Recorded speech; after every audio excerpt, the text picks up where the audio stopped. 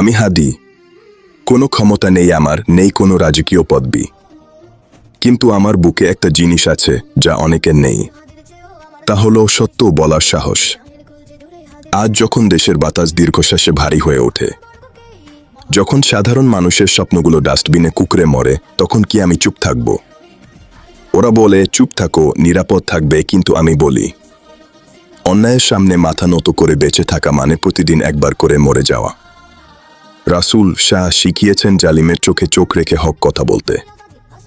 আজ সত্য বলা যদি অপরাধ হয়, তবে আমি সেই অপরাধ 1000 বার করতে রাজি। ভয় কি স্যার? এই দেশ আপনার, আমার, আমাদের সবার। অধিকার কেড়ে নেওয়া সহজ, কিন্তু হক কথা কেড়ে নেওয়া অসম্ভব। আমি হাদি, আমি সত্যের চলতে জ্বালালাম। আপনি কি আমার সাথে আছেন? যদি থাকেন তবে গর্জে উঠুন কমেন্টে। চ্যানেলটি সাবস্ক্রাইব করে পাশে থাকুন।